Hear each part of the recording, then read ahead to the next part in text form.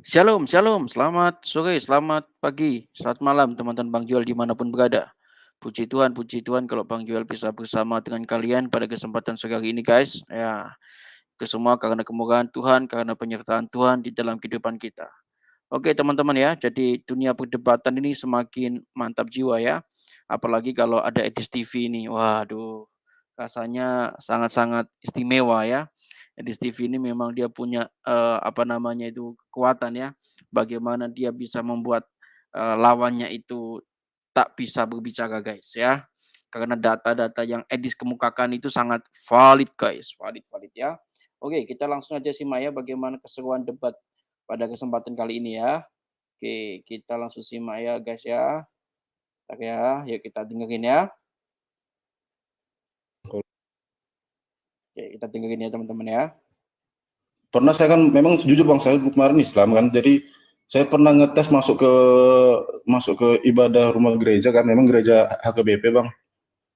Selama 3 bulan saya ikuti, sedikit pun dari agama Bang tidak pernah menyenggol agama Kristen, agama Islam Bang.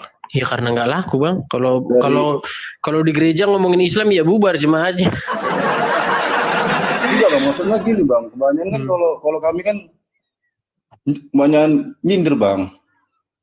Nyindir agama lain gitu ya. Ya sedikit-sedikit, maaf lah, sedikit nyindir masuk ke misalnya dia apa kan nyindir gitu kan. Masuk ke ibadah rumah gereja gitu Bang. Dikit-dikit korbannya Yahudi dan Nasrani gitu ya. Iya Bang. Oke. Hanya itu Bang Andi? Iya Bang. Oke, Aku hanya cuma itu? bilang iya Bang. Oke lah Bang. Cuman bilang apa? Udah lah Bang, saya lah Bang. Oke. Ya tadi saya naikkan karena Abang cuma mau bilang terima kasih maksudku. Ya oke. Terima kasih Iya, Bang Andi, Bang. sama-sama. Sudah memang tugasku itu. Oke, terima kasih Bang Andi ya. Terima kasih Bang. Ya teman-teman, kembali ke tema ya. Zulkifli M. Abbas alias Nur Alim melawan Aisyah. Yuk mari ya. Kita bantah nih. Apakah yang benar itu yang diomongin Zuma atau Aisyah? Karena tentu saja Aisyah lebih tahu Muhammad ketimbang Zuma, ya kan? Gitu amat, silakan nyalakan kamera. Sorry Bang. Silakan nyalakan kamera. Bentar Bang. Suaranya berisik banget Bang, belakang itu, backgroundnya. Iya. Coba cari tempat yang tenang dulu atau bagaimana gitu. Halo? Iya, dipersiapkan diri dulu ya. Persiapkan diri sebelum naik ke sini ya. Persiapkan diri.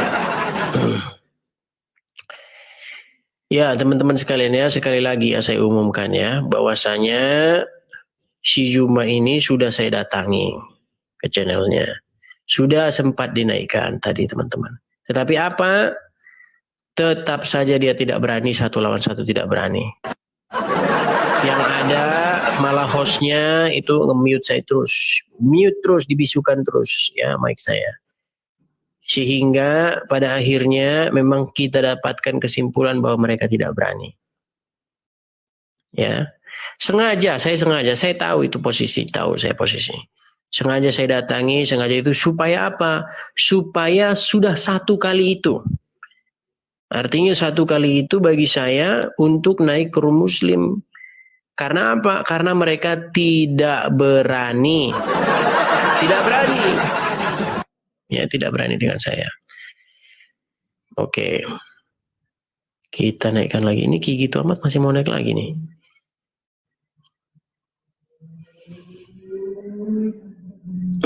Ya, teman-teman sekalian ya. Nyata sudah.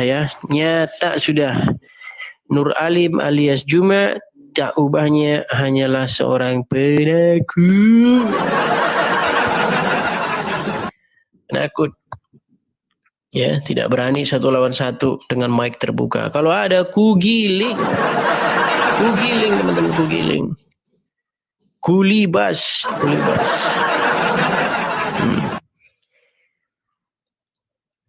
Kalau ada teman-teman yang mengatakan ini mukanya Zuma ya, iya ini mukanya Zuma ya. Nur Alim alias Juma ya.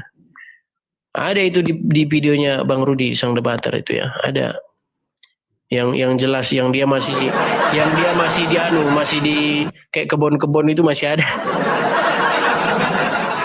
Kebun-kebun pakai lampu itu masih ada itu. Masih. Hujat Kristen, menghujat ini barulah nasib dia berubah, teman-teman.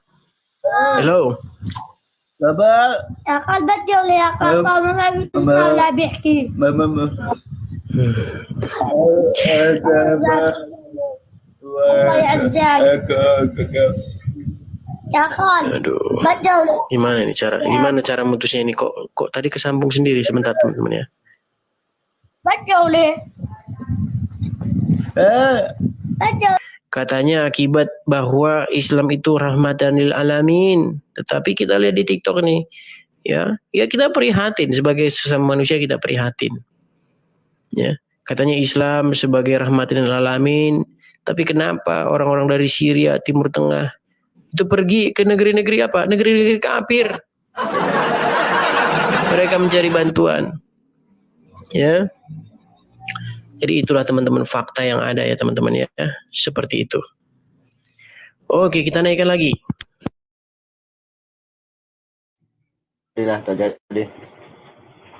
Matamu 155 Muslim Kristen Bang. Halo? Halo? Waduh. halo Muslim Kristen Bang? Halo. Ya teman-teman yang mau naik silakan persiapan ya, disiapkan semua. Jadi kalau udah naik itu tinggal bicara teman-teman ya, tinggal bicara biar lebih jelas kita diskusinya.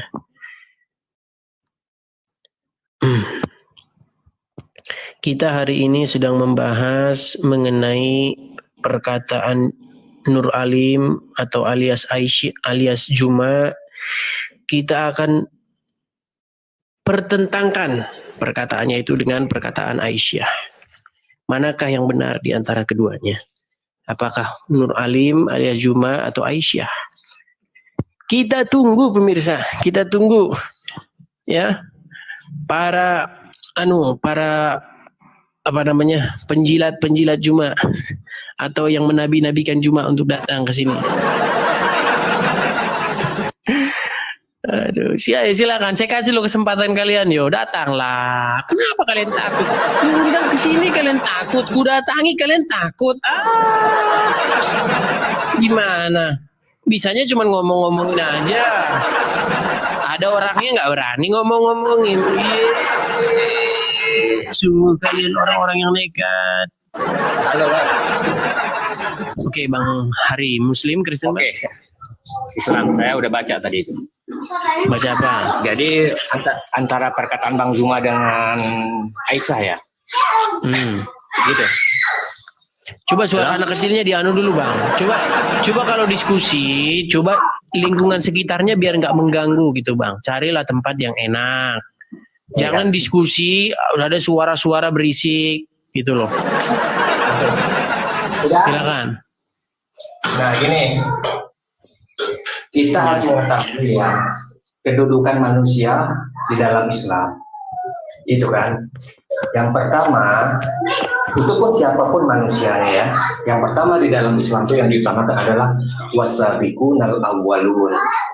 Orang yang pertama-tama masuk Islam. Minal muhajirin. Bang, gini aja, biar nggak lama-lama gini.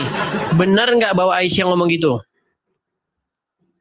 Tapi abang mengatakan. Yang saya tanya, benar tidak bahwanya Aisyah berkata bahwa dia tidak melihat Tuhannya Muhammad itu selain daripada dia itu sigap menuruti keinginan Muhammad?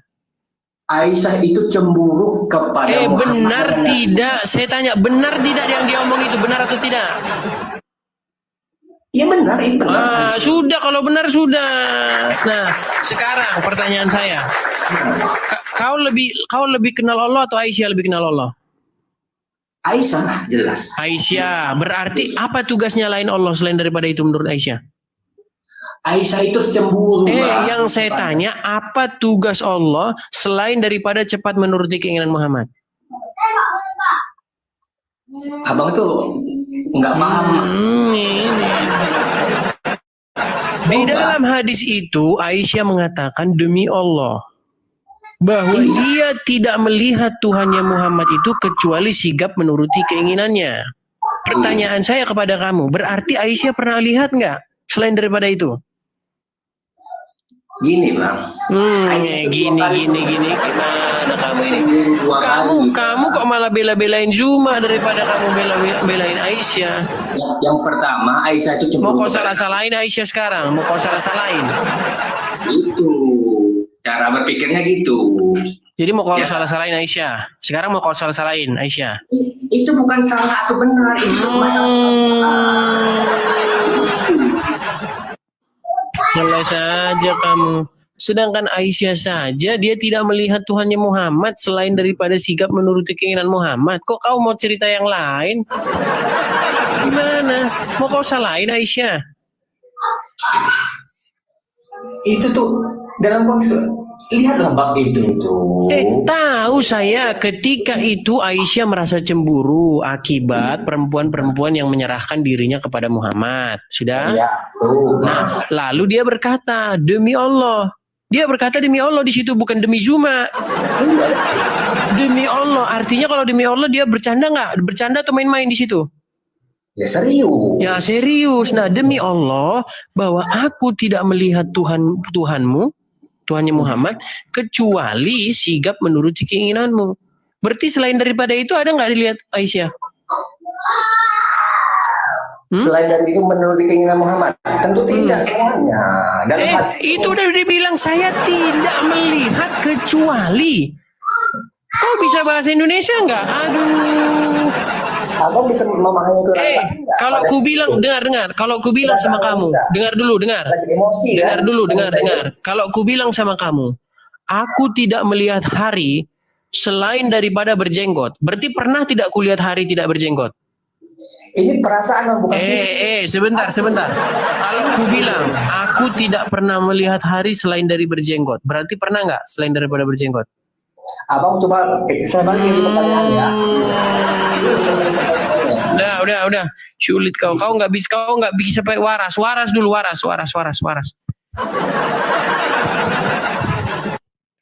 Heran saya. Tidak berani mereka pemirsa. Tidak berani.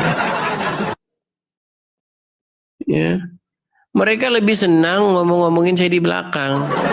Takut mereka. Kalau langsung berhadapan takut. Kugiling kalau ada kugiling. Langsung kugiling dia. Iya. Jadi karena memang ya di dalam ajaran Islam diizinkan untuk berdusta di dalam 3 hal. Ya kan?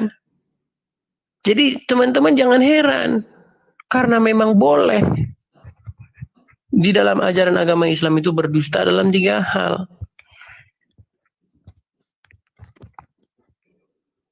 Silakan naik ke sini. Para penyembah, para penabi Nabi Zuma ya, yang menjadikan Zuma sebagai nabi, silakan naik sini, naik. Kita beri dia mereka semangat, teman-teman. Kita kasih semangat. Silakan naik. Tuh, Afira Pakistan tuh. Naik sini. Cuma ngoceh saja kau di bawah, suruh naik kau nggak berani. Ngoceh aja di bawah. Naiklah. Jangan kau ngoceh saja di bawah. Ampi. Sore. Selamat sore Bang. Muslim ataukah Kristen Bang? Kristen. Ya, ada yang mau sampaikan Bang? Tadi ada mendengar Abang ada sebutkan 3 hal yang boleh berbohong dalam Islam, itu apa-apa saja. Harus ditanya Juma itu Bang. Langsung ditanya Juma. Karena kalau ditanya dia pun nanti belat-belit itu Bang, berbelat-belit gitu. Apa 3 hal itu nanti si Juma belat-belit juga dia. Iya, benar. Karena saya sering masuk di room-roomnya mereka itu, mereka sering hujat-hujat Halo? Putus-putus Bang suaranya Bang. Halo, Halo? halo. Iya silakan Bang. Tadi putus-putus. Karena sering masuk di rom-romnya Islam itu, sering mereka menghujat Kristen. Jadi saya juga mau tahu apa-apa 3 hal itu. Ya, itu nanti kalau kita tanyakan dengan si Juma pun nanti dia berbelat-belit gitu. Kalau kita cari detailnya itu nanti belat-belit. Makanya aku undang yang muslim di sini, Bang. Biar datang dulu yang muslim di sini. Hai, kalau begitu. Oke. Terima kasih Bang Apia. Aku turunkan ya, Bang ya. Berkati. Tuhan berkati, Tuhan berkati. Nggak usah balas hujat, Bro. Iya. Nggak menghujat sih Bang, nggak menghujat. Ini kan aku hanya mempertentangkan apa yang diucapkan si Juma dengan apa yang diucapkan Aisyah. Ya, pertentangan gitu loh. Wah, si Wafi live dia, si Wafi. Coba, aku cari dulu host lah, si Wafi lah. Wafi live dia, coba. Sebentar. Waduh, tadi ada pemberitaan si Wafi host nih. Sedang live dia si Wafi. Bentar, teman-teman sabar ya. Bisa nggak teman-teman mengundang si Wafi ke sini? Sebentar.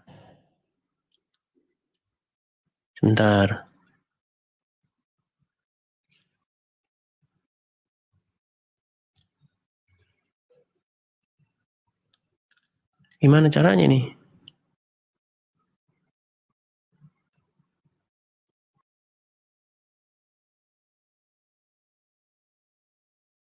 Sebentar.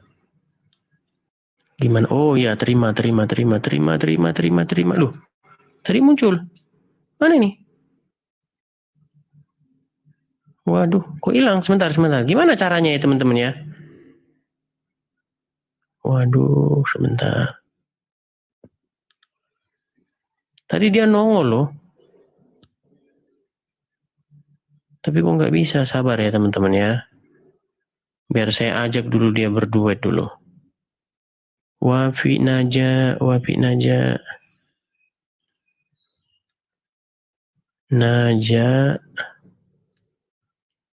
Sabar ya teman-teman, sabar.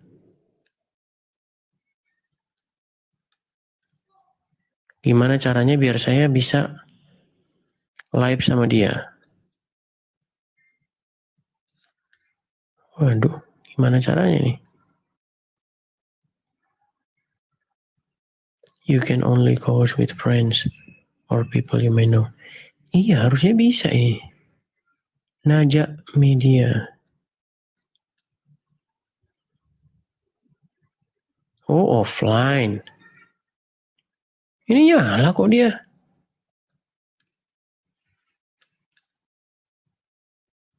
Tapi kok nggak mau. Coba.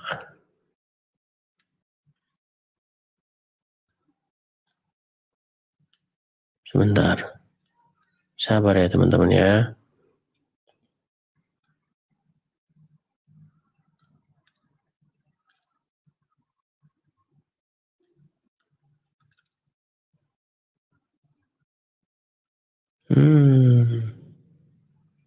Tidak nongol teman-teman. Oke lah, kita kasih kesempatan yang lain saja.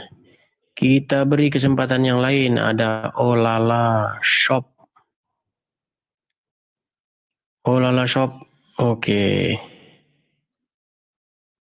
Sudah aku pencet itu, tapi kok nggak mau neno.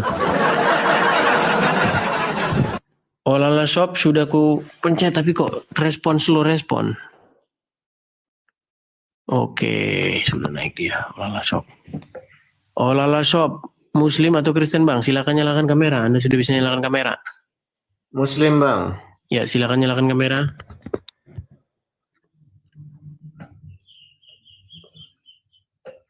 Oke. Wow, ini abang yang kemarin ini. Masih nekat aja Bang. Jadi Bang, jadi Anda ini di pihaknya Juma atau di pihaknya Aisyah nih? Saya pengen tahu narasinya dulu. Narasi yang abang kembangkan itu seperti apa? Narasinya si Juma. Bukan ya narasi kan? Narasi abang. Kita saya nggak punya narasi, saya nggak bernarasi, saya dilarang bernarasi-narasi. Saya tidak mau bernarasi, ya. Saya hanya mengutip apa adanya. Saya tidak bermental bernarasi seperti kalian. Yang saya kutip adalah perkataan Aisyah sendiri, bahwasanya Aisyah itu tidak melihat Tuhannya Muhammad kecuali sigap menuruti keinginan Muhammad. Hadis Bukhari 4414. Terus? Anda mau bantah Aisyah itu? Enggak mau bantah. Berarti Karena pekerjaan Allah apa? itu perkataannya Aisyah terhadap apa yang dilihat oleh Muhammad. Apa yang dilihat oleh Muhammad? Gimana sih Anda ini? Itu perkataannya Aisyah tentang apa yang dilihat Aisyah. Kok apa yang dilihat Muhammad ini? Salah omong saya. Perkataan Aisyah tentang apa yang Aisyah lihat dari doa-doa Tuhannya Muhammad. Doa-doa Muhammad. Kok doa-doa?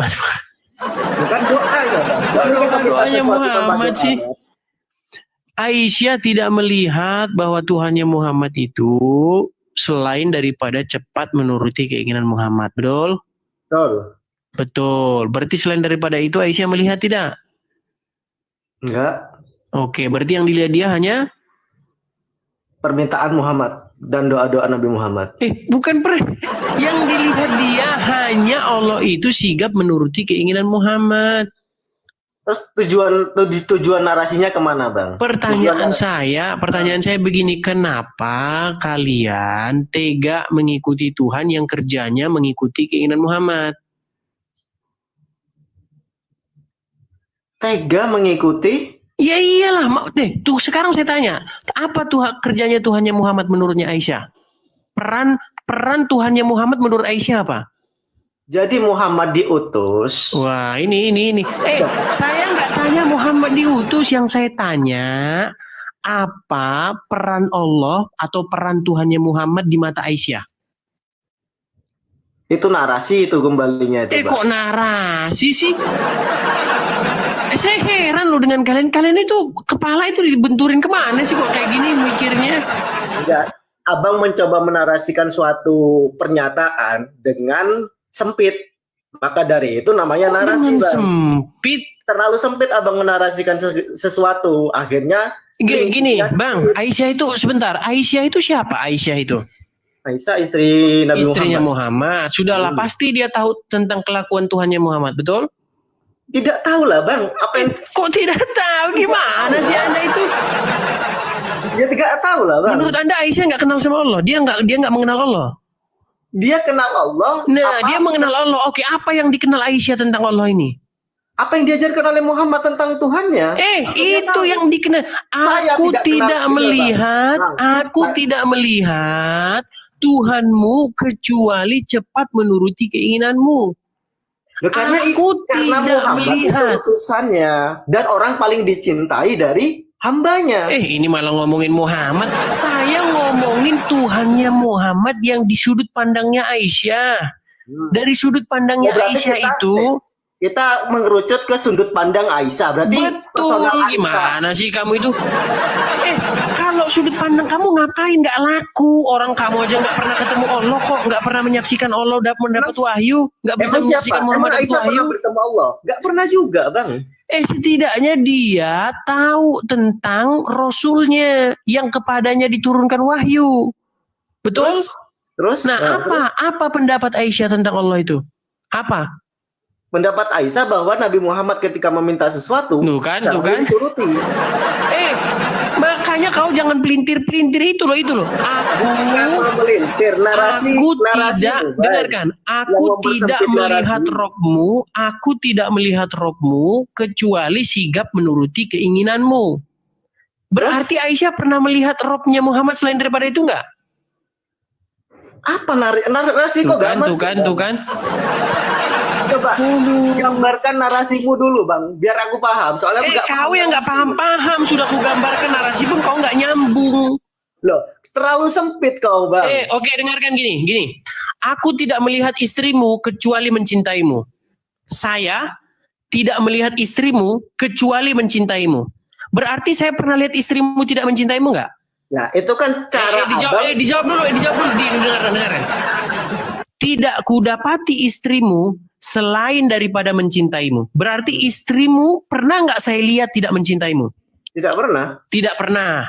Aisyah tidak pernah mendapati Allah kecuali sigap menuruti keinginan Muhammad. Betul? Betul. Oke, berarti Aisyah pernah melihat yang lain nggak selain daripada itu? Enggak. Nah sudah. Terus? Pertanyaan saya, kenapa kamu tega ngikutin Tuhan yang kerjanya menuruti keinginan Muhammad? Karena itu Rasulnya. Oke, berarti tugas Allah mengikuti keinginan Muhammad. Nah, apa yang jawab dulu. Tugas Allah adalah menuruti keinginan Muhammad, betul tidak? Ya enggak lah. Itu kan berarti kau bertentangan sama Aisyah. Itu narasi kau. Kok narasi saya? Aisyah yang ngomong, gimana sih kamu itu? Yang ngomong itu Aisyah, bukan saya. Bahwa Aisyah tidak melihat Allah itu selain tidak daripada ada yang salah dengan perkataan Aisyah, yang salah dengan cara kau memframing narasi itu. Kok memframing? Aduh, memanglah. Makanya lah gue bilang, Bang, kepala jangan sering dibentur-benturin ke aspal. Orang-orang yang sependapat dengan kau, Bang, pasti akan mengikuti narasi kau. Karena narasi kau terlalu sempit untuk menggambarkan suatu pernyataan, Bang. Itu bermain narasi. Kau dari kemarin bermain narasi. Bermain narasi sih, Bang? Saya nggak bermain narasi. Dengerin, Bang. Tadi ada orang Kristen bertanya ke engkau apa orang Islam boleh mendustakan 3 hal. Tidak kau jawab. Kenapa gak kau jawab, Bang? Kau mau lari bahas yang lain. Enggak, apa yang lari? Karena ini kau bermain narasi terhadap pernyataan seseorang. Oke, sekarang kutanyalah dulu kamu. Betul tidak bahwasanya Muhammad mengajari kamu boleh berdusta dalam 3 hal? Iya, ada hadisnya. Betul. Oke, boleh Muhammad mengajarkan berdusta dalam 3 hal. Sekarang, kenapa ajaran kamu itu di dalam Quran suruh jujur, tapi menurut Muhammad boleh berdusta dalam 3 hal? Itu dustanya untuk kebaikan. Dusta untuk kebaikan. Jadi ada dusta untuk kebaikan. Loh, kalau kau berperang, sebentar, saya tanya. Kau mati kau, Bang. Sebentar, saya tanya. Membuka rahasianya sendiri, Bang. Coba jelaskan. Coba kasih contoh konkret. Oke, cari contoh konkret. Sebentar. Jelaskan dulu apa itu. Jelaskan dulu ke umatmu. Jangan panas-panas dulu. Enggak Oke lah, kau kan yang Muslim. Oke. Ini loh, Bang. Jelaskan kepada saya dusta dalam 3 hal itu apa aja? Dusta dalam kidah dalam berperang. Contohnya gimana? Contohnya kalau masa kita mau membuka rahasia perang kita, Bang? Contohnya gimana? Kasih saya contohnya. Loh, kalau kita dalam strategi berperang, terus kasih contoh. Gimana contohnya berdusta dalam contoh gimana? Yang penting dalam berperang, kalau kita ingin, nggak mungkin kita itu dalam berperang memberikan rahasia-rahasia kita. Nggak memberikan rahasia itu nggak perlu berdusta. Gimana sih kamu? Saya tidak memberikan informasi tentang diri saya, rahasia saya. Nggak perlu saya berdusta. Ini aneh, cerita kalian tuh aneh semua. Nggak ada yang beres cerita kalian itu. Nggak ada satu logika pun orang dalam berperang itu bisa jujur, Bang. Mana ada berperang itu jujur, Bang? Contohnya gimana? Contohnya kalau misalnya gini, kita berperang akidah. Kamu Muslim, saya Kristen. Kita berperang akidah. Ada berperang akidah, Bang. Berperang itu bukan berperang. Itu bukan berperang. Gak ngerti arti perang kau. Oke, berarti perang itu harus angkat senjata gitu ya? Perang yang manual gitu ya? Ya iyalah. Oke, baik. Di dalam surat At-Taubah ayat 29, perangilah orang-orang yang tidak beriman kepada Allah. Berarti kau harus angkat senjata. Ya. Berarti menurut ajaran Islam kau disuruh memerangi manusia. Ya tapi kan ada enggak, sekarang gini. Dengarkan di situ dikatakan, perangilah orang-orang yang tidak beriman kepada Allah. Dan tidak beriman yang tidak mengharamkan apa yang diharamkan Rasulnya. Berarti kau disuruh angkat pedang nggak suruh memerangi mereka? Iya, kalau kita mengikuti Al-Quran tambah hadisnya. Sesat. Mengikuti Al-Quran. Kalau saya memerangi abang. Udahlah. Sudahlah, bermuka 2 kalian itu sudah kubilang. Dengarkan jelasanku. Dengarkan dulu. Kalian itu kerjanya cuma bermuka 2 aja. Masalahnya di dalam menurutmu jadi Quran tuh itu apa ibarat itu nggak lengkap gitu ya? Masih ada yang ketinggalan gitu ya menurutmu ya? Iya, tanpa penjelasan hadis orang sesat mengikuti Al-Quran. Berarti sebentar gini. Berarti kitab yang dari Allah itu sebelum ada Bukhari, sebelum Bukhari ada menyesatkan dia. Tapi setelah ada Bukhari nggak menyesatkan gitu ya? Bukan setelah ada Bukhari, nggak ada hubungannya sama Bukhari, Bang. Oh, gitu. Tanpa penjelasan Muhammad, orang yang mengikuti Al-Quran saja, ya sesat nanti, Bang. Oh, gitu. Oke, jadi Muhammad disuruh menjelaskan Al-Quran. Oh iya. Oke, mana ayatnya? Muhammad jelaskanlah Al-Quran mana? Loh, kok gimana ayatnya? Kau pakai narasi gimana ayatnya? Di mana Muhammad suruh jelasin Quran? Berarti sebentar gini. Sebentar, menurutmu Muhammad itu ngikutin Quran atau Quran ngikutin Muhammad? Muhammad menjelaskan Al-Quran. Dia nggak ngikutin Quran dia? Menjelaskan Al-Quran, menjelaskan apa yang diturunkan terhadap dirinya. Ngikutin Quran nggak dia? Ya ngikutin Quran lah, Bang. Ngikutin Quran, oke. Ketika di situ perangilah orang-orang yang tidak beriman kepada Allah. Itu penjelasan itu dari Muhammad atau dari Allah? Dari Allah. Dari Allah, itu kepada Muhammad. Terus siapa yang lebih tahu penjelasan itu selain Muhammad? Kok kau bilang katanya Muhammad ngikutin Quran. Ya, itu kan diturunkan terhadap Muhammad sebagai wahyu. Dan siapa yang lebih tahu penjelasan itu, Bang, selain Muhammad? Siapa kok kepada Muhammad gimana? Ini loh, perangilah, nih perhatikan, perangilah orang-orang yang tidak beriman kepada Allah dan tidak mengharamkan apa yang diharamkan Allah dan Rasulnya. Siapa di situ Rasulnya? Tunggu, lihat, dengarkan dulu. Narasiku, jangan dibantah dulu ya. Jadi wahyu lari-lari. Udah, jangan lari-lari. Fokuslah kita. Lari kemana-mana. Kita lari kemana-mana. Yang kita bahas di sini tentang bagaimana pecundangnya Nur Alim alias Juma yang saya datangi tidak berani dia diskusi 1 lawan 1 dengan saya. Oke? Nah, sekarang mau saya tanya. Abang Olala Shop kenal nggak sama si Juma? Nur Alim? Enggak. Tidak kenal. Oke. Bagaimana pendapat Anda tentang API ini? Tentang apa, Bang? API, Apologet Islam Indonesia. Saya nggak tahu, Bang, itu, Bang. Oh, nggak tahu juga. Oke, teman-teman. Berarti banyak yang nggak tahu, teman-teman. Oke lah, kalau tidak tahu. Saya angkat aja tema yang lain kepada Anda. Saya mau tanya dulu sama Abang Olala ini. Abang mendalami Islam sejauh mana? Saya di pesantren 6 tahun. Di pesantren 6 tahun. Oke. Baru umurnya Anda mendalami Islam itu separuh dari saya. Kalau saya itu udah 13 tahun kurang lebih. Oke. Kita ngomong yang bermutu nih ya. Kita ngomong yang bermutu. Oke. Anda berarti sudah mendalami Al-Quran secara mendalam ya? Enggak. Maksudnya secara untuk asbabun nuzul enggak semua saya. Al-Fatihah sudah Anda baca semua? Ya lah, Bang. Al-Fatihah sudah, maksudnya dari Al-Fatihah sampai Anas sudah Anda baca semua? Ya lah, Bang. Sudah semua. Tapi Bible belum pernah Anda baca ya?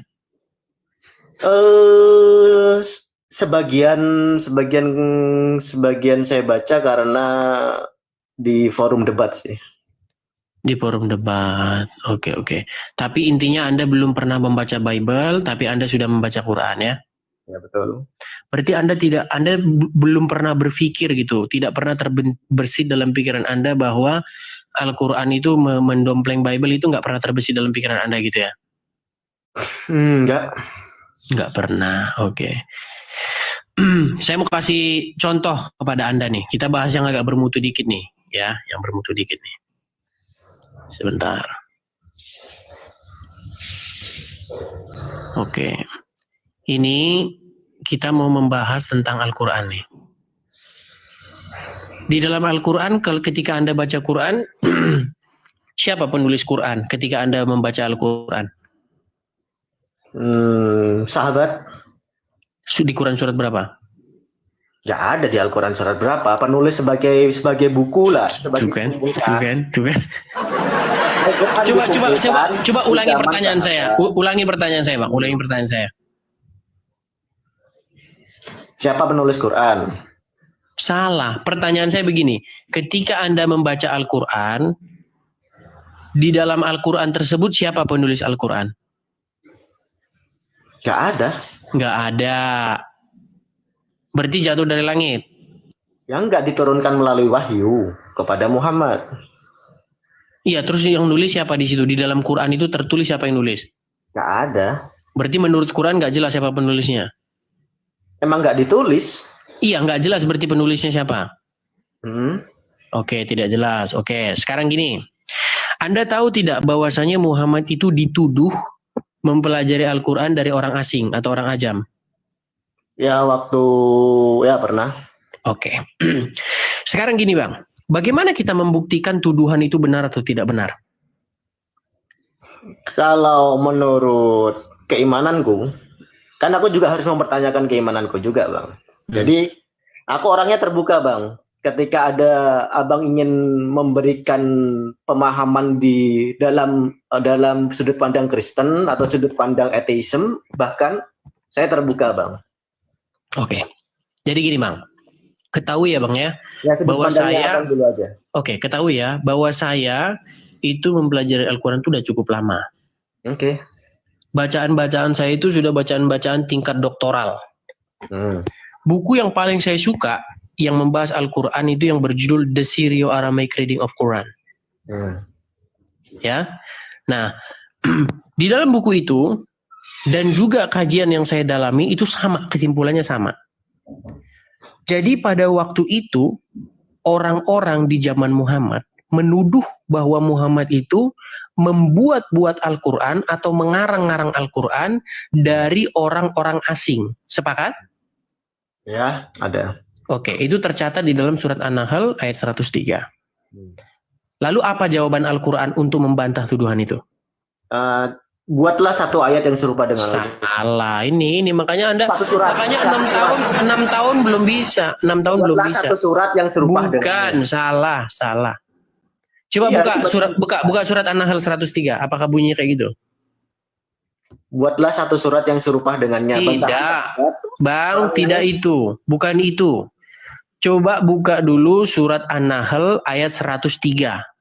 Apa isinya?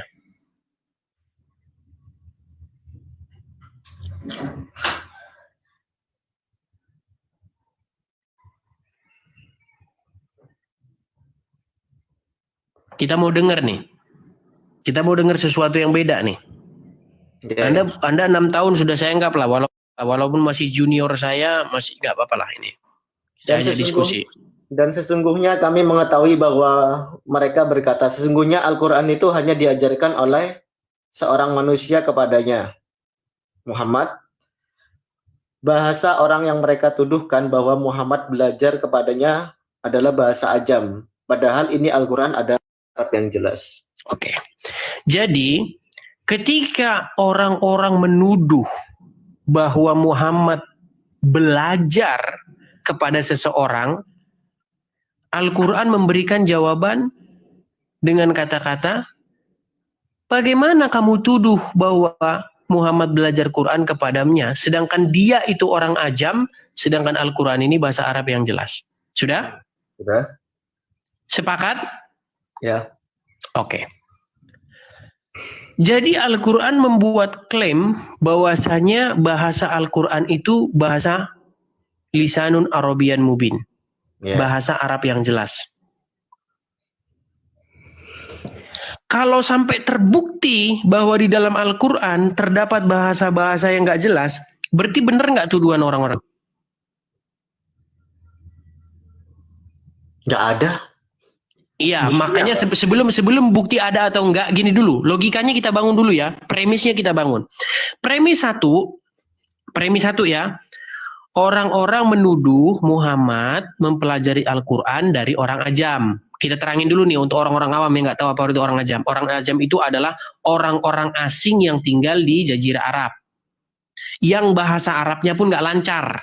Sudah? Mau dibantah nggak? Ya.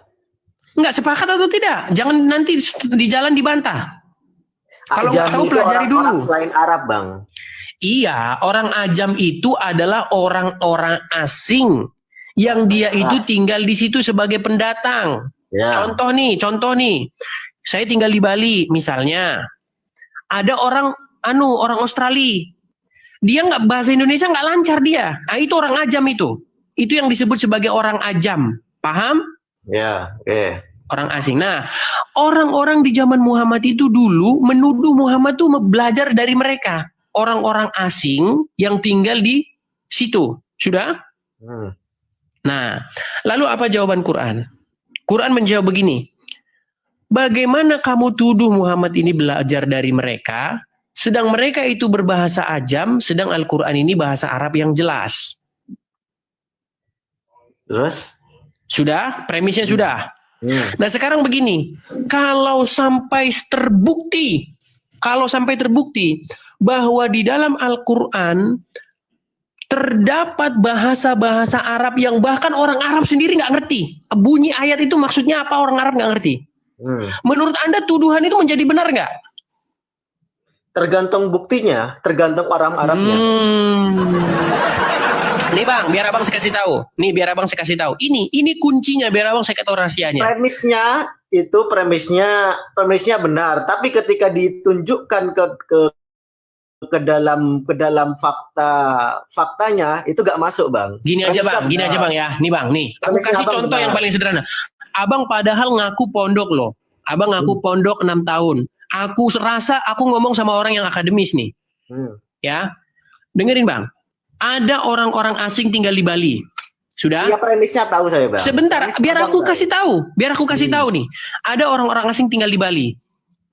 Ketika orang-orang asing ini dipaksa ngomong bahasa Indonesia, pasti dia ngucapin bahasa-bahasa yang orang Indonesia nggak tahu. Entah dia salah ngucapin, entah dia apa, entah campur-campur pakai bahasa dia, karena dia orang asing bukan orang Indonesia. Sudah? Nah, sekarang begini, kalau terdapat di bukti nggak tuduhan itu? Ini kembali ke yang orang bule tadi. Orang bule tinggal ke Indonesia, premisnya ya. Oke. Yang menjadi rujukan bahwa orang Indonesia itu berkata bahasa Indonesia dengan yang benar, kan harus ada KBBI, Bang. Nah, sebenarnya terlalu sempit kalau KBBI. Nggak gini loh, Bang. Kita nggak bisa membenarkan orang bule atau orang Indonesia siapa yang lebih benar di antara mereka sampai kita punya rujukan. Baik. Oke, rujukan ya. Iya. Baik. Rujukan utamanya dalam bahasa itu bukan ajami atau orang Arab. Siapa rujukan dalam bahasa dulu kitabnya? Baik, sepakat. Saya sepakat dengan Anda di situ. Saya sepakat. Artinya, ketika ada kosakata yang tidak diketahui maknanya, nyatalah sudah bahwa itu bahasa asing yang bukan ada di situ. Sepakat? Oke, sepakat. Baik, sepakat. Sekarang rujukannya apa? Sekarang begini. Anda percaya tidak bahwa Al-Quran sendiri mengakui bahwa di dalam Al-Quran itu ada ayat-ayat yang mutasabihat? Ya. Kenapa Al-Quran ngomong bahwa di dalamnya itu ada ayat-ayat yang nggak jelas? Apa alasannya menurut Anda? Karena itu bersifat perilaku Tuhan. Dan itu nggak bisa dijelaskan. Kamu tahu apa tujuan Quran diturunkan? Sebagai penjelas, kan ada perilaku Tuhan, Bang. Terus kenapa nggak jelas? Karena itu sifatnya perilaku Tuhan yang tidak bisa dibayangkan oleh manusia. Dengarkan. Tujuan Quran diturunkan itu supaya kamu mengerti. Di situ dibilang. Ayat muhkamat, Bang. Iya, ternyata di dalamnya itu nggak ada juga yang nggak dimengerti. Bahkan coba, manusia nggak ngerti itu apa. Tunjukkan ayat mutasabih. Apa itu alif lam mim itu apa? Yang hanya Tuhan yang tahu. Terus ngapain hanya untuk kamu supaya tahu? Makanya gini Bang, dengerin Bang, gini. Bang, jadi sebentar Bang, gini. Ini kalau Abang mau nakal berpikir ya, kalau Anda mau berpikir, tadi Anda bilang mau nakal, saya senang kalau orang itu sudah mau merujuk ke ateis, saya senang. Ketika kamu sudah ateis, itu kamu sudah sampai kepada puncak di mana kamu sudah mempertanyakan sesuatu yang sangat besar. Makanya saya dengarkan dulu Bang, dengarkan. Saya sudah pernah menjadi seorang ateis lama saya menjadi seorang ateis, sehingga akhirnya saya kembali lagi percaya kepada Tuhan. Ya, dengarkan, saya lama menjadi orang ateis. Saya sangat kritis sekali terhadap agama. Ketika Anda sudah menjadi ateis, di situ tingkat Anda mendalami sesuatu sudah dalam. Nanti Anda setelah ateis, nanti setelah keluar dari ateis baru Anda sudah tahu. Dengarkan. Bayangkan ya, ketika Al-Quran mengatakan bahwa tujuan Al-Quran ini dalam bahasa Arab adalah supaya kamu mengerti. Lalu ada orang menuduh, Muhammad itu belajar dari orang ajam. Dijawab lagi oleh Al-Quran. Bagaimana mungkin kamu bilang belajar bahasa ajam, sedang Quran ini bahasa Arab yang jelas? Quran yang sama ngomong bahwasanya di dalam Al-Quran tersebut terdapat ayat-ayat yang mutasabihat dan orang-orang yang terdapat kedengkian di dalam hatinya mencari-cari takwilnya. Bang, dengerin. Pernah nggak Anda berpikir nakal bahwa Quran bikin seperti itu karena Quran kepergok bahwa sebenarnya terbukti bahwa Muhammad belajar dari orang ajam?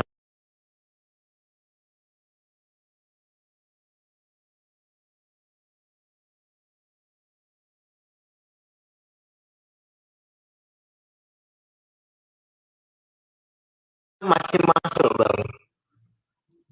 Logika masih masuk. Contohnya gini ya, ini narasi saya ya, Bang. Silakan. Narasi saya dalam memahami Al-Quran. Ya. Ketika ada ayat-ayat mutasyabih, itu ketika kita mempelajari apa maksud dari mama alif, lam, mim, ha, of, ya, itu sebagai tanbih. Tanbih, dengarkanlah ada Al-Quran. Akhirnya ketika orang itu mengatakan of, apa artinya of?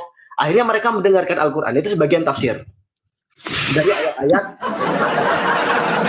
Terus ada sebagian tafsir lain yang berkata bahwasanya alif lam mim itu emang kata-kata yang hanya Allah yang tahu. Bang, sebagai tanbih. Oke, gini Bang. Abang ngerti bahasa Inggris nggak? Ya ngerti lah. Oh, bahasa Batak ngerti nggak? Nggak, bahasa Inggris. Nggak ngerti. Oke.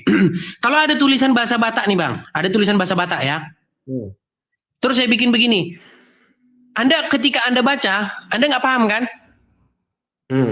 Nah, terus saya bilang begini, saya bikin dalam bahasa Indonesia supaya kamu paham. Terus waktu saya bikin dalam bahasa Indonesia, di dalam itu ada kata-kata begini. Tungkriunglah maka mereka tungkriung. Anda ngerti nggak? Enggak. Berarti salah nggak omong? Berarti ketika saya mengklaim bahwa saya terjemahkan itu dalam, saya kirim kepada Anda yang versi bahasa Indonesia, tapi Anda tetap nggak paham, berarti salah nggak saya di situ? Gini loh Bang. Nggak, sebentar Bang, dengarkan. Gini ya, ada sebuah naskah, sudah. Naskah ini dalam bahasa Batak. Anda kan nggak ngerti. Lalu saya bilang sama Anda, saya kasih kepada Anda yang bahasa Indonesia supaya Anda mengerti. Sudah? Ternyata ketika Anda baca tulisan itu, di dalam ada kata-kata begini. Lalu mereka tungkriung. Sekarang saya tanya sama Anda, ngerti nggak Anda lalu mereka tungkriung itu apa? Enggak. Nah, itu tandanya bahwa klaim saya yang mengatakan kepada Anda supaya Anda mengerti, itu gagal. Artinya saya tidak memberikan informasi kepada Anda dengan benar. Karena ternyata saya gagal menerjemahkan itu ke dalam bahasa Indonesia. Nah, di dalam Al-Quran ada ayat yang berbunyi begini. Kami turunkan Quran ini ke dalam dengan bahasa Arab supaya kamu memahaminya. Ingat, alasan dibikin bahasa Arab itu supaya kamu memahaminya. Berarti sebelum dibikin bahasa Arab, bahasa apa itu? Nggak ada, Mbak. Jadi ngapain diomongin dalam bahasa Arab? Terus ngapain diomongin dalam bahasa Arab? Karena bahasa Arab itu bahasa Arab yang paling bagus sastranya. Sulit nih orang nggak nangkep. Al-Quran. Bang, dengerin, gini. Kita rujukan bahasa Arab waktu itu apa? Gini. Kita rujukan bahasa Arab waktu itu apa? Sebentar, ini apa ya di YouTube saya? Mungkin teman-teman kalau yang sudah mampir YouTube, ini saya harus mengulang kembali ya peristiwa-peristiwa yang di YouTube. Karena orang ini saya anggap dia jebolan pesantren, jadi saya harap dia mengerti. Kalau nggak ngerti berarti dia parah. Dengarkan. Narasi kau yang bulat Bang. Gini, narasi yang bulat. Iya, bukan narasi yang bulat. Anda nggak nyambung. Gini, ketika Anda ketemu buku Ibnu Katsir, Ibnu Katsir dalam bahasa Indonesia, kata-kata dalam bahasa Indonesia itu membuktikan apa? Bahwa bahasanya bahasa Indonesia. Iya, itu berarti membuktikan bahwa kitab itu diterjemahkan nggak? Ya.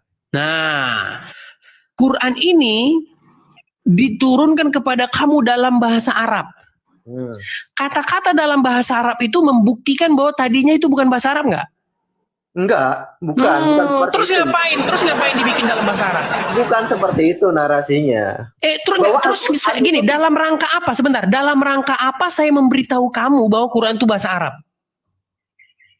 Dalam rangka orang aja. Dalam rangka itu udah diterjemahkan. Gimana sih kamu itu? Bahasa pada terus fungsinya ngomong itu apa? Fungsinya untuk ngomongin itu apa? KBBI pada waktu itu apa, Bang? Kan nggak ada. Kok KBBI sih? Coba kamu dengerin saya gini. Perlu nggak kamu ngomong? Kamu ketemu sama orang nih. Kamu perlu ngomong gini nggak? Saya ngomong sama kamu dalam bahasa Indonesia ya. Kamu perlu ngomong gitu nggak sama dia? Kita kan bermain narasi aja, Bang. Narasi bukan bernarasi. Ini yang kamu nggak paham itu. Dengerin. Aku terjemahkan yang kau maksudkan. Tunggu. Aku terjemahkan yang kau maksud. Jadi yang kau maksud, aku ngerti, Bang. Jadi bahasa sebelum bahasa Arab. Kenapa kok Al-Quran menyebutkan harus dalam bahasa Arab? Terus bahasa sebelumnya itu apa kalau harus menyebutkan bahasa Arab? Gitu kan narasi kau, Bang? Seseorang mengatakan dalam bahasa ini, dalam bahasa itu, ketika dia memindahkan bahasa itu ke bahasa lain. Saya kasih Anda contohnya. Nggak ada. Nggak ada narasinya. Itu narasi. Di alamat itu dia sedang memindahkan bahasa. Ketika orang ngomong, oke, sekarang saya tanya sama kamu. Kamu beli buku, kamu ke perpustakaan nih. Ya kan? Ketika kamu ketemu tafsir Ibnu Katsir dalam bahasa Indonesia. Kenapa dia perlu ngomong dalam bahasa Indonesia? Karena ada kitab sebelumnya yang diterjemahkan, Bang. Ini ada kitab nggak sebelumnya? Karena dia menerjemahkan, betul? Iya, betul. Karena dia menerjemahkan, betul? Betul. Al-Quran apa diterjemahkan sebelumnya? Terus dia ngapain? Dalam rangka apa dia ngasih tahu ke kamu dalam bahasa Arab? Karena bahasa Arab itu bahasa yang paling baku waktu itu, Bang. Iya, berarti sebelum itu dia bahasa apa? Juga ada, Al-Qurannya aja gak ada. Terus ngapain perlu diomongin dalam bahasa itu? Itu bahasa kau. Bahasa Arabmu. Iya, berarti dia nerjemahin dari bahasa apa? Bahasa pada waktu itu bahasa Sukia, Bang. Waduh, sulit. Bukan bahasa Arab Fusha. Ya, berarti bahasa Arab sebelum bahasa Arab Quran, bahasa Arab apa? Sukia. Bahasa Arab tiap kubu berarti diterjemahkan dari itu? Enggak. Nah, sekarang enggak lagi, gimana? Jadi gini, Bang. Aneh lu ini orang nih. Jadi bahasa yang paling tinggi sastranya jangan ini bukan ngomong bahasa yang paling tinggi. Kita capek kita kalau debat kusir begitu. Gini loh. Kamu ngomong nih. Saya ngomong sama kamu dalam bahasa Indonesia ya. Saya ngomong sama kamu dalam perlu nggak kamu ngomong gitu sama orang? Nggak perlu. Nggak perlu. Nah, sekarang Quran dalam rangka apa ngasih tahu kamu itu? Saya turunkan Quran ini kepada kamu dalam bahasa Arab. Kenapa dia perlu ngomong dalam bahasa Arab? Ya karena bahasa Arab itu bahasa terbaik untuk Al-Quran memang. Waduh. Berarti bahasa apa? Bahasa Arab, narasi. Waduh, sulit nih orang. Gini. Saya malaikat ya. Saya malaikat. Saya datang ke kamu nih. Datanglah saya malaikat ke Olala. Perlu nggak saya ngomong sama kamu gini? Olala, saya ngomong sama kamu dalam bahasa Indonesia. Perlu ngomong gitu nggak saya sama kamu? Ya nggak apa-apa, ngomong pun nggak apa-apa, nggak ngomong pun nggak apa-apa. Enggak, saya ngomong gitu. Kenapa? Alasan saya ngomong gitu? Kalau asbabun nuzulnya nggak nyampe, belum nyampe. Makanya teman-teman, ini bahasan-bahasan yang tingkat doktoral. Kalau orang-orang kayak gini nggak nyampe. Saya cuma mau bilang gini, saya pernah nulis itu buku, ya, buku itu, ya meledak lah buku itu waktu itu. Sekitar 1000 eksemplar itu saya bagi-bagikan, gratis saya bagi-bagikan itu. Nah, gini, seseorang tidak perlu ngomong dalam bahasa apa dia ngomong, karena bahasa yang dia omong itu sendiri sudah menjelaskan dia berbicara dalam bahasa apa. Paham? Jadi waktu saya ngomong sama kamu pakai bahasa Indonesia, saya nggak perlu ngasih tahu kamu kalau saya ngomong bahasa Indonesia. Paham? Nah, sekarang ngapain Quran ngasih tahu bahwa saya turunkan Quran ini dalam bahasa Arab? Kenapa saya harus ngasih tahu itu? Pernah nggak kamu buka Injil? Kamu buka Injil ya.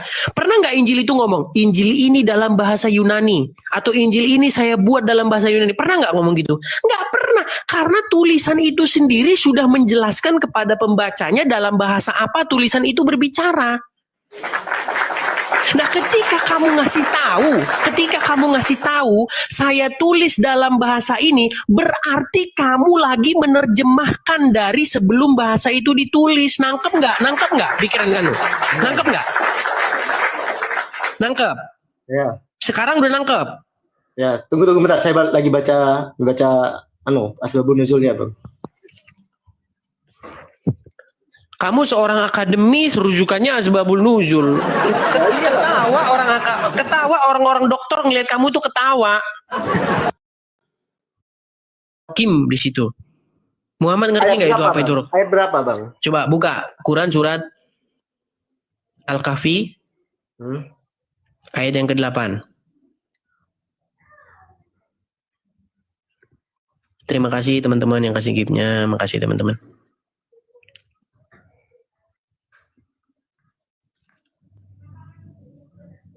Al-Kahfi ayat 8. Iya, 8 atau 9. Coba baca aja 8 atau 9 coba.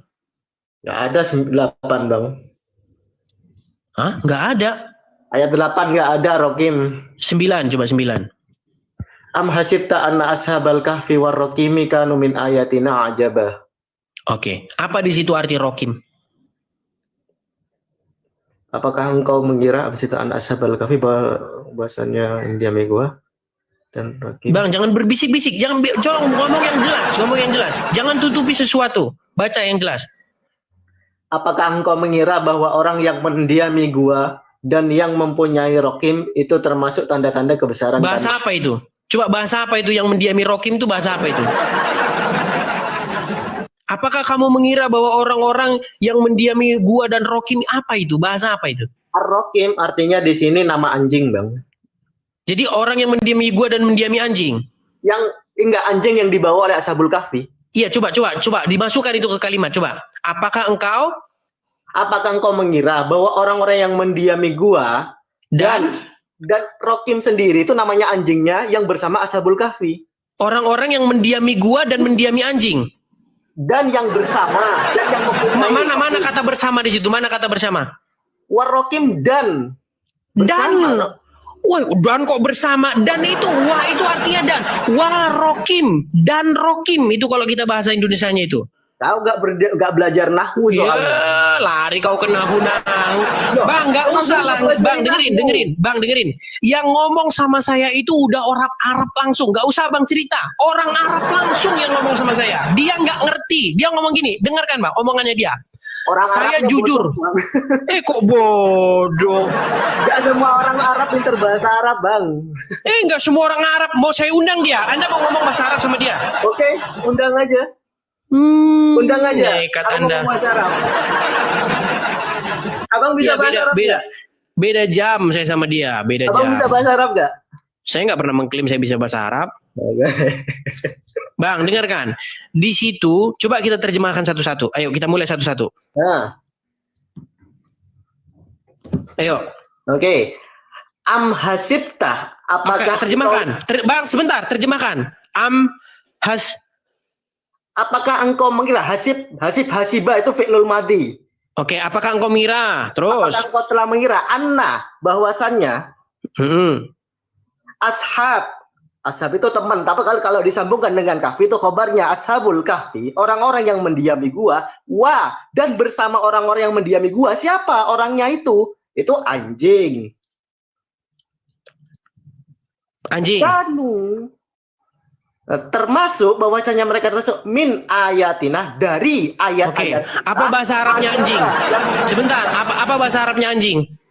Loh, ini namanya anjing bukan anjingnya, Bang. Namanya anjing. Rumus apa? Sebentar. Metode apa yang digunakan orang itu sehingga itu nama anjing? Karena Ashabul Kahfi dalam ceritanya itu membawa anjing. Enggak, saya mau tanya, metode apa yang digunakan oleh penerjemah sehingga dia tahu bahwa itu nama anjing? Abang mempelajari ceritanya Ashabul Kahfi. dengerin Olala. Olala dengerin sebentar. Olala dengerin.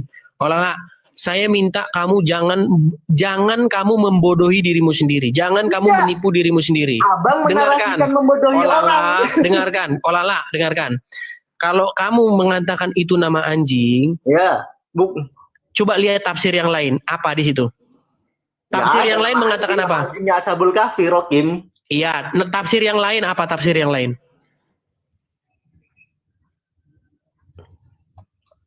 Ada nggak di situ dibilang bahwa itu adalah batu bertulis? Ya enggak lah, lebih masuk anjing bang, karena wah. enggak. Yang saya tanya gini, enggak di buku sebentar. Tulis, bang. Oke, gini aja, kamu buka tafsirnya tafsir. Tafsirnya siapa dulu? Di situ ada Google. Enggak, tafsirnya siapa? Siapa yang Oke, buka Ibnu Katsir. Buka Ibnu Katsir.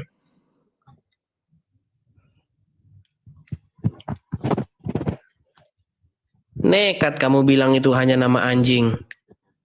Itu nama anjing itu, wah. Karena ada wah. Iya, kamu tahu itu penerjemah tahu nama anjing dari siapa dia? Kok dia bisa tahu kalau itu nama anjing itu dari mana? Metode apa yang dipakai itu? Kok dia bisa tahu nama anjing peristiwanya udah ribuan tahun yang silam? Loh, karena dalam cerita Ashabul Kahfi, mereka itu lari dari kejaran bersama anjingnya, bang. Ya, coba buka tafsir yang lain. Di dalam tafsir Ibnu Katsir itu ada berapa macam tafsir itu tentang arti rokim itu? Ya yang paling masuk ya anjing lah. Iya, selain itu ada nggak? Selain itu ada nggak? Nggak masuk. Bukan saya nggak tanya nggak masuk. Ada nggak selain itu?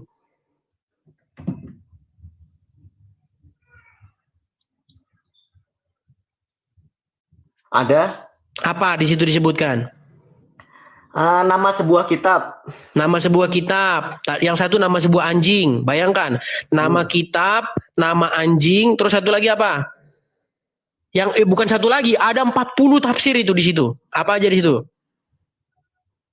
Itu makanya butuhnya tafsir, bang. Iya, makanya sebutin satu-satu. Sebentar, bang. Bang, sebutin satu-satu.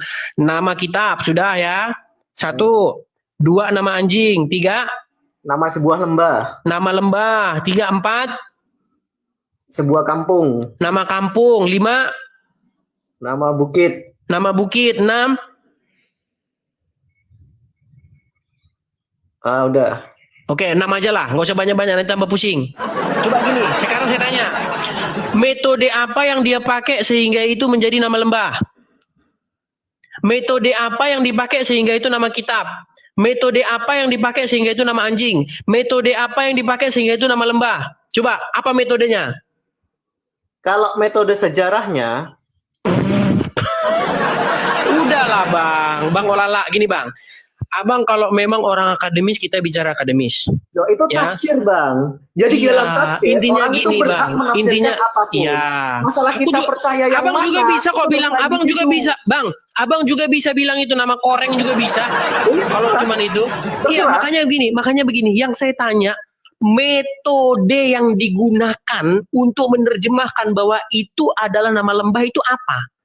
Apa hanya sekedar ngarang bebas? Itu metodologinya yang tahu penafsirnya, bang.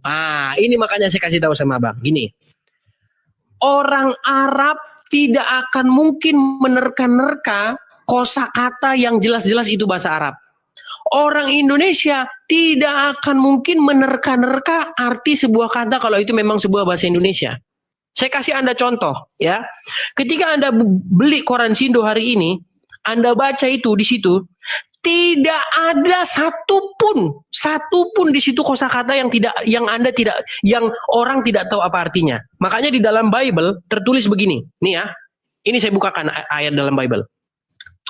Meskipun ada beribu-ribu suku kata di muka bumi ini, tidak ada satupun, saya ulang lagi, tidak ada satupun di antaranya yang tidak mempunyai makna. Dari seluruh jutaan bahasa di bumi ini, satu pun tidak ada kosakata yang tidak ada artinya. Coba tunjukin kosakata yang nggak ada artinya, yang dipakai dalam berkomunikasi. Nggak ada. Kecuali Anda pakai bahasa kerak. Itu nggak ada artinya. Itu pun nggak dipakai manusia. Tapi kalau selagi manusia yang pakai pasti ada artinya. Selagi manusia yang pakai itu. Nah, di Quran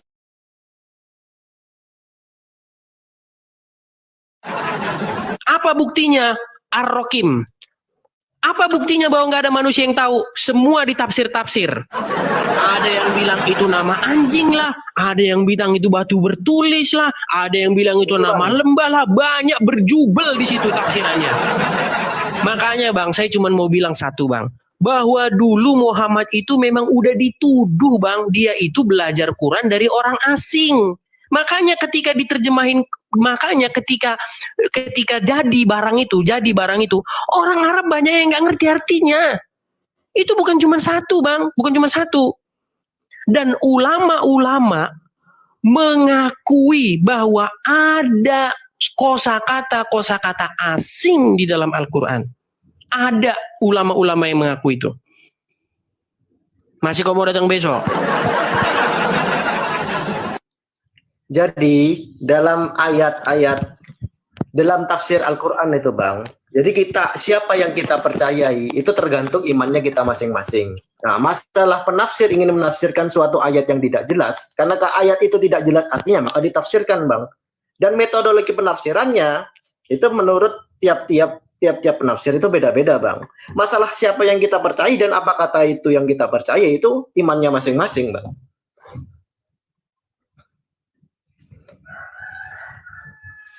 Iya, kalau Anda berbicara iman ya seperti itu. Kita kan bukan berbicara iman, kita berbicara dalam ranah kajian ilmiah, kajian akademis.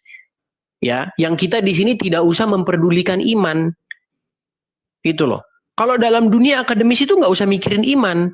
Kita bedah secara ilmiah dan akademis. Kalau Anda sudah bawa-bawa iman ya repot. Gini loh Bang. Coba ayat 9 itu Bang. Am hasibta anna ashabal kahfi war-raqim kan. Apakah engkau mengira bahwasanya orang yang mendiami gua dan Rokim itu termasuk tanda-tanda kebesaran kami yang menakjubkan? Nah, karena dalam kisah Ashabul Kahfi bahwa mereka itu tidur di dalam gua 309 tahun, itu